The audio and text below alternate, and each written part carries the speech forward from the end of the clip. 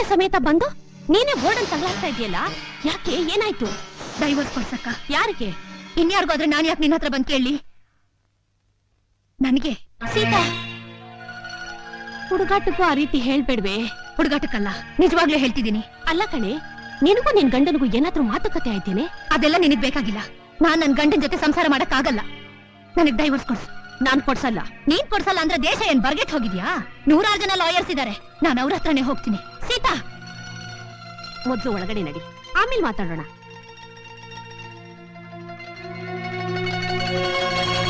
ಅಲ್ಲ, ಎಷ್ಟು ಚೆನ್ನಾಗಿ ಅನ್ವೇನ್ವಾಗಿ ಸಂಸಾರ ಮಾಡ್ತಿದ್ರು. ಏನಾಯ್ತು ಇವ್ರಿಗೆ? ಚಂದ್ರ ಅವರನ್ನ ಭೇಟಿ ಮಾಡಿದ್ರೆ ಎಲ್ಲ ವಿಷಯ ಗೊತ್ತಾಗುತ್ತೆ. ನಾನು ಎಷ್ಟೋ ರೀತಿ ಹೇಳಿ ನೋಡ್ದೆ, ಅವಳು ನನ್ನ ಮಾತೆ ಕೇಳಿಲ್ಲ. ದೊಡ್ಡೋರ್ಗೆಲ್ಲ ಈ ವಿಷಯ ಹೇಳಿ ಯಾಕೆ ಅವ್ನ ಮನಸ್ಸು ನೋಯಿಸ್ಬೇಕು ಅಂತ ನಾನು ಯಾರಿಗೂ ಹೇಳಿಲ್ಲ. ಚಿಕ್ಕ ವಯಸ್ಸಿಂದಾನು ಹೀಗೆ ಅವಳ ಮಾತೇ ನಡಿಬೇಕು. ಅವಳು ಸ್ವಂತ ಸೀರೆನ ಅಪ್ಪಿ ತಪ್ಪಿ ನಾನು ಉಟ್ಕೊಂಡಿದ್ದಕ್ಕೆ ಎಷ್ಟು ಗಲಾಟೆ ಮಾಡ್ಬಿಟ್ಟಿದ್ಲು.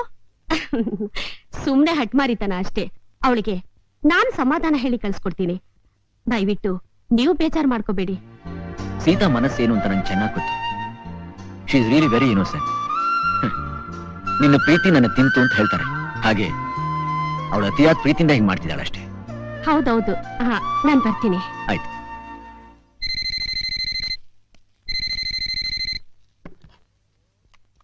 ಹಲೋ, ಭುಜಂಗರಾವ್ ಹಿಯ.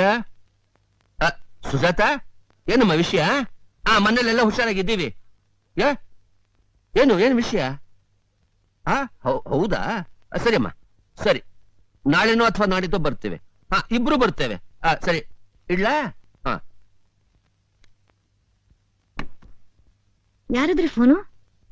ಬೆಂಗಳೂರಿಂದ ಸುಜಾತ ಫೋನ್ ಮಾಡಿದಾಳೆ. ಏನೋ ಅರ್ಜೆಂಟಾಗಿ ಮಾತಾಡ್ಬೇಕಂತೆ. ಇಬ್ಬರನ್ನು ಬರ್ ಹೇಳಿದಾಳೆ. ಏನ್ ವಿಷಯ ಅಂತೆ? ಅಲ್ಗ್ ಹೋದ್ಮೇಲೆ ತಾನೇ ಗೊತ್ತಾಗೋದು. ಅದು ಸರಿನೇ. ಸೀತಾ, ಎಲ್ಲಿದ್ದಾಳೆ ಸೀತಾ? ಊಟ ಮಾಡದ್ಲಾ? ಎಷ್ಟ್ ಕೂಗಿದ್ರು ಊಟಕ್ ಬರ್ದೆ ಈ ಮಾತ್ರೆಗಳನ್ನ ನುಂಗಿ ಮಲ್ಕೊಂಡಿದ್ದಾರೆ. ಇಷ್ಟೊಂಥರ ಮಾತ್ರ ಯಾಕೆ ನುಂಗುದ್ಲು? ಅವಳ ಸೂಟ್ ಕೇಸಲ್ಲಿ ರೂಮ್ ನಲ್ಲಿದೆ.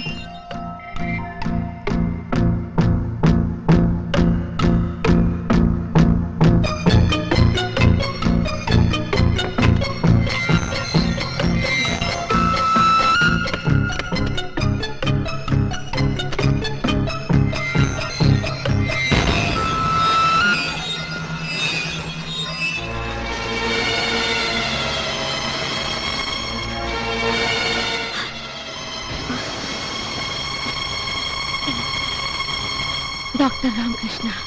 ಹೌದು, ಡಾಕ್ಟರ್ ರಾಮಕೃಷ್ಣ ನಾನೇ. What can I do for you? Doctor, ಇದು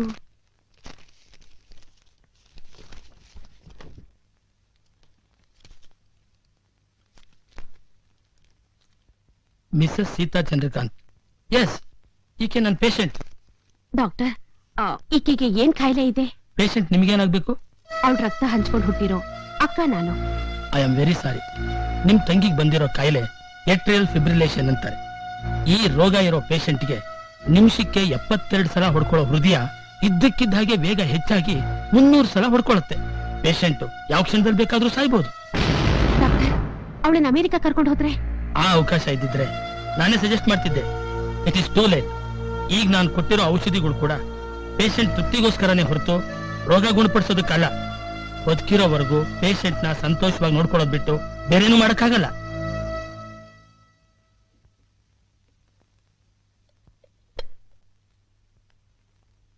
ಇದೇನಕ್ಕ, ನೀನೇ ತಂದಿದ್ಯಾ ಟಿಫಿನ್?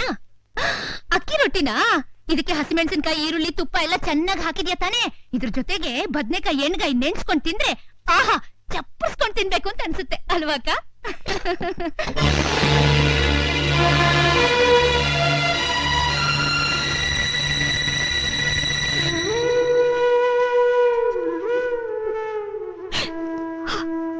ಅಳೋದಕ್ಕಿನ್ನೂ ಟೈಮ್ ಇದೆ ಅಕ್ಕ.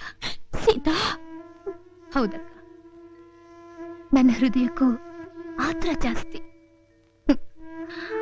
ಒಂದು ಹಿಡಿ ಎಷ್ಟಿದೆ ಪಾಪ, ಅದಕ್ಕೇನ್ ಗೊತ್ತು? ಆರೋ ದೀಪ ಹೆಚ್ಚು ಪ್ರಕಾಶ ಕೊಡುತ್ತೆ ಅಂತ.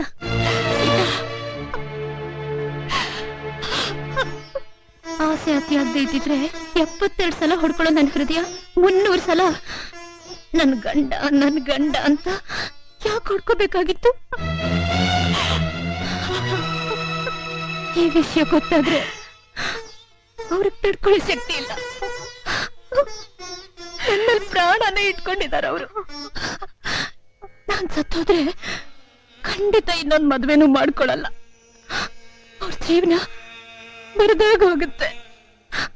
ಅವ್ರ ಇನ್ನೊಂದ್ ಮದ್ವೆ ಮಾಡ್ಕೋಬೇಕು. ಹಾಗ್ ಮಾಡ್ಕೋಬೇಕು ಅಂದ್ರೆ ನನ್ ಮೇಲೆ ಅವ್ರ ಕೋಪ ಬರ್ಬೇಕು. ಅದಕ್ಕೆ ಚಿಕ್ಕ ಪುಟ್ಟ ವಿಷಯನೆಲ್ಲ ದೊಡ್ಡದ್ ಮಾಡಿರೋ ಅಂತ ಮಾಡ್ದೆ. ಅವ್ರಿಗೆ ಹಿಂಸೆ ಕೊಟ್ಟೆ.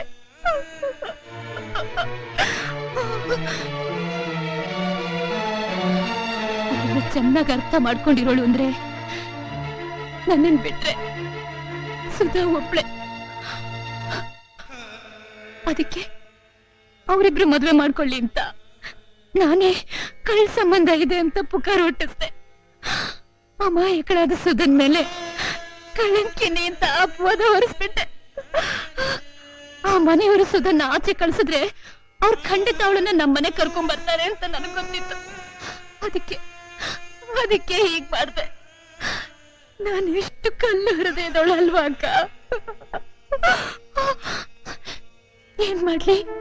ನಾನು ಅವ್ರನ್ನ ಡೈವರ್ಸ್ ಮಾಡ್ಲಿಲ್ಲ ಅಂದ್ರೆ ಅವ್ರ ಇನ್ನೊಂದ್ ಮದ್ವೆ ಮಾಡ್ಕೊಳಕ್ ಸಾಧ್ಯನೇ ಇಲ್ಲ. ಅಕ್ಕ, ನನಗೆ ಡೈವರ್ಸ್ ಕೊಡಿಸ್ತೀಯಾ ಪ್ಲೀಸ್?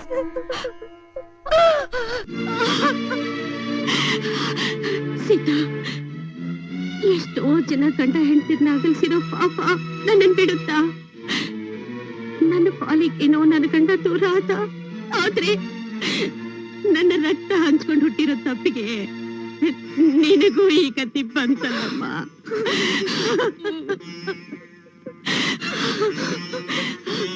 ಸ್ವಂತ ತಂಗಿ ಡೈವರ್ಸ್ಗೆ ಅಕ್ಕನೇ ವಾದಿಸುವಂತ ಪರಿಸ್ಥಿತಿ ಯಾವ ಲಾಯರ್ಗೂ ಬರ್ಬಾರ್ದಮ್ಮ, ಯಾರಿಗೂ ಬರ್ಬಾರ್ದು.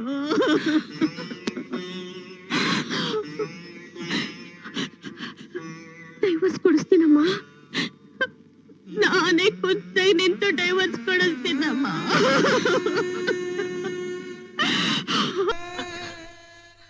ನೀನು ಬಿಚ್ಚಿ ಮನಸ್ನೋಳು. ಆತರ ಪಟ್ಟು ನಾನು ಹೋಗೋ ವಿಷಯ ಯಾರಿಗೂ ಹೇಳ್ಬಿಡ್ಬೇಡ. ಈಗ್ಲೇ ಎಲ್ಲ ಹತ್ರೆ ನಾನು ಹೋದ್ಮೇಲೆ ಅಳೋದಕ್ಕೆ ಯಾರ ಹತ್ರನು ಕಣ್ಣೀರೇ ಉಳ್ದಿರಲ್ಲ. ಸೀತಾ, ಯಾರ ಹತ್ರನು ಹೇಳಲ್ಲ ಅಂತ ಮಾತು ಕೊಡಕ್ಕ.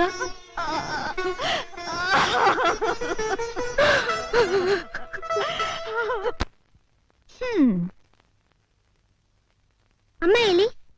ತರಕಾರಿ ತರೋಕೆ ಮಾರ್ಕೆಟ್ಗೆ ಹೋಗಿದ್ದಾರೆ. ಇಷ್ಟಕ್ಕೂ ನೀವ್ಯಾರು? ನಿಮ್ ಡ್ಯಾಡಿ ಆಫೀಸಲ್ಲಿ ಅಸಿಸ್ಟೆಂಟು. ನಾನು ನಿಮ್ಮನ್ನ ಏನಂತ ಕರೀಲಿ? ಸುಧಾ ಅಂತ ಕರಿ. ಇಲ್ಲ ಅಪ್ಪ, ದೊಡ್ಡವ್ರನ್ನ ಆತಲ್ಲ ಹೆಸರಿಡ್ ಕರೆದ್ರೆ ಒದಿತಾರೆ. ಇಲ್ಲ ಇಲ್ಲ, ನಾನು ಓದಿಯಲ್ಲ. ಆಫೀಸಲ್ಲಿ ನಿಮ್ ಡ್ಯಾಡಿ ನನಗೆ ದೊಡ್ಡ ಬಾಸ್, ಆದ್ರೆ ನೀನು ನನಗೆ ಚಿಕ್ಕ ಬಾಸ್. ಸುಧಾ, ಏನ್ ಚಿಕ್ಕ ಬಾಸ್? ನೀ ನನ್ಗೆ ತುಂಬಾ ಇಡ್ಸ್ಬಿಟ್ಟೆ. Thank you. ಮತ್ತೆ ನಮ್ಮಮ್ಮಂಗೆ ಯಾಕೆ ನೀನು ಇಡಿಸ್ಲಿಲ್ಲ? ಅದು ದೊಡ್ಡವ್ರ ಮಾತೆಲ್ಲ ಅರ್ಥ ಆವಾಗೇ ಇರುತ್ತೆ, ಆದ್ರೆ ಮೀನಿಂಗ್ ಅರ್ಥ ಆಗಲ್ಲ. ಓ, ಆಟೋ ಬಂತು. ಸ್ಕೂಲ್ ಟೈಮ್ ಆಯ್ತು, ನಡಿ.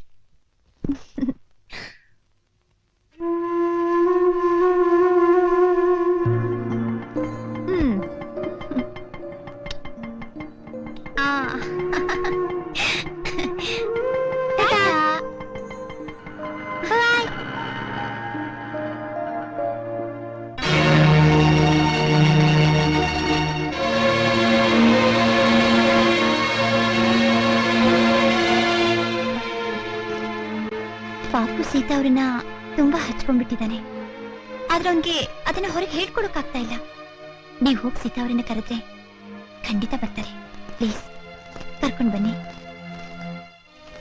ಏನಿದು? ಡೈವೋರ್ಸ್ ನೋಟಿಸ್ ಕಳ್ಸಿದಾಳೆ. ಅವಳ ಅಕ್ಕ ಸೀತಾಗ್ ಬುದ್ಧಿವಾದ ಹೇಳೋದನ್ನ ಬಿಟ್ಬಿಟ್ಟು ಅವಳ ತಾಳಕ್ ಸರಿಯಾಗಿ ಕುಣಿತಾ ಇದ್ದಾಳೆ. ನಾನು ಹೋಗಿ ಸೀತಾ ಕರ್ಕೊಂಡ್ ಬರ್ತೀನಿ.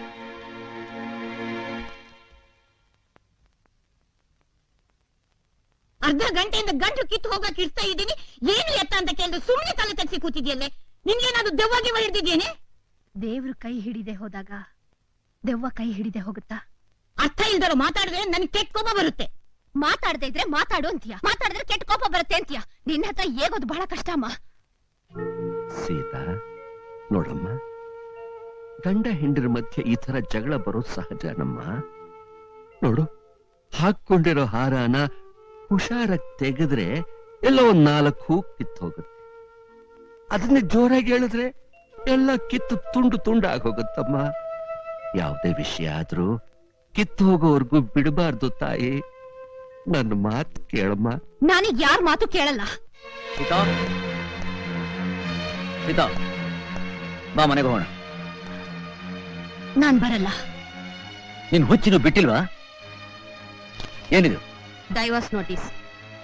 ಅಕ್ಕಾಗಿ ತಂಗಿ ಬುದ್ಧಿ ಹೇಳೋದನ್ನ ಬಿಟ್ಬಿಟ್ಟು ಈ ಕೆಲಸ ನೀವು ಮಾಡೋದು? ಈಗ ನಾನು ಅವಳ ಅಕ್ಕ ಅಲ್ಲ, ನಾನು ಅಡ್ವೊಕೇಟ್. ಸೀತಾ ನನ್ನ ಕ್ಲೈಂಟ್. ಫೀಸ್ ತಗೊಂಡೆ, ನೋಟಿಸ್ ಕೊಟ್ಟೆ. ತಪ್ಪೇನಿದೆ? ತಪ್ಪಲ್ದೆ ಇನ್ನೇನೆ? ನಿನ್ ಬುದ್ಧಿಗಿಷ್ಟು ಬೆಂಕಿ ಹಾಕ. ಫೀಸ್ಗೋಸ್ಕರ ತಂಗಿ ಕುತ್ತಿಗೆನೆ ಕತ್ತಸ್ತಿಯಲ್ಲಿ ಕಷ್ಟಪಟ್ಟು ನಿನ್ನ ಲಾಯರ್ ಓದಿದ್ದಕ್ಕೆನ? ಇದ್ರಲ್ಲಿ ನಂದೇನಿದೆ? ಎಲ್ಲ ಜಡ್ಜ್ಮೆಂಟ್ ಅವಂದೇ. ಅವನು ಯಾವ ರೀತಿ ತೀರ್ಪು ಕೊಡ್ತಾನೋ ಅದ್ರಂತೆ ನಡಿಬೇಕು ಅಷ್ಟೇ. ಚೇಚೆ, ಸ್ವಲ್ಪ ಕೂಡ ಮನುಷ್ಯತ್ವ ಅನ್ನೋದೇ ಇಲ್ಲ. ಸೀತಾ, ಆಗಿದ್ ಸಾಕು. ನಡಿ ನಡಿ, ಮನೆಗೆ ಹೋಗೋಣ. ನೀನಿಲ್ದೆ ಒಂದು ಕ್ಷಣನೂ ನನ್ನಿಂದ ಇರಕ್ಕಾಗ್ತಿಲ್ಲ ಸೀತಾ. ಕ್ಷಣ ಏನು? ಯುಗ ಯುಗನೇ ಕಳಿಬೇಕು ಅಂತ ಬರ್ದಿದ್ದಿದ್ರೆ ಖಂಡಿತ ಬರ್ತಾ ಇದ್ದೆ.